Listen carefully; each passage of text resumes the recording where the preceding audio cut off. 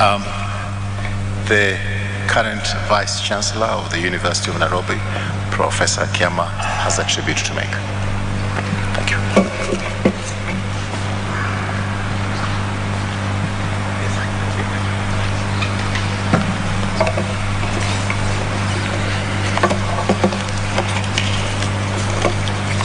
To the family of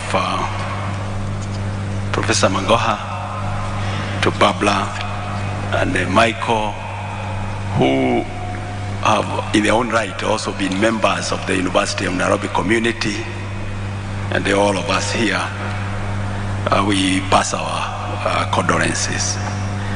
I just want to be quick. Magoha had this mantra: do it with passion or not at all. This quote from an English writer: Professor Magoha would approach any task that he set out to do. His work ethics was driven by one singular goal: to deliver nothing but the best. He served the University of Nairobi as the Chair of Council, has explained, up to the level of Vice Chancellor.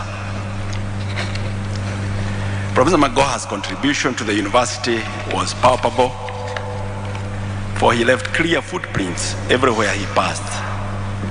On behalf of the University of Nairobi, I want to appreciate the role that he played in raising the stature of the university to the level he left it.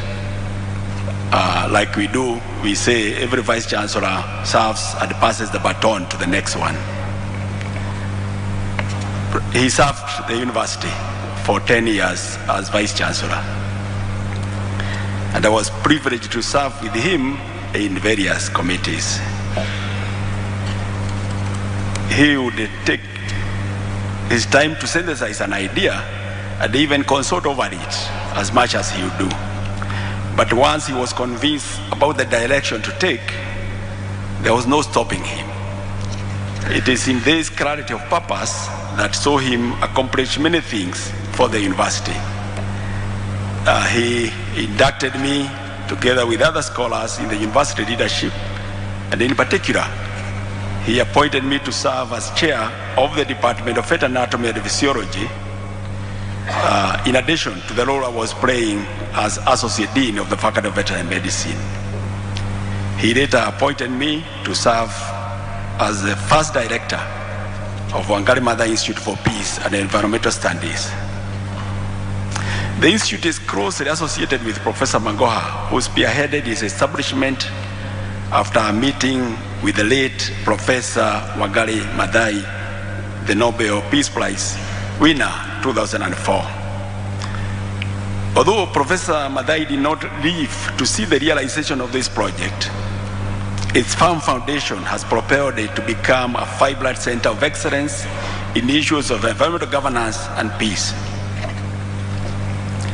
He appointed me to serve in many roles, but quickly, one of those he did was to chair a committee to give direction on some elections that had failed twice. When I presented the report to Senate, the Senate, in his characteristic style, there was quite a bit of argument, because the report had brought out certain things, aspects.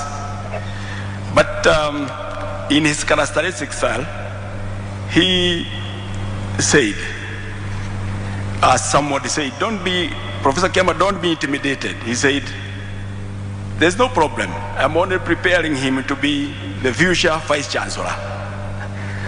That brought some relaxation in Senate and allowed us to proceed and finish the report. And that anchored the direction the Senate took under that leadership, anchored the student leadership for many years. Ladies and gentlemen, we can say many things about Professor Magoha, but it all boils down to work, service, and sacrifice. Certainly, he has left the world a better place than he found it. Thank you, and God bless you.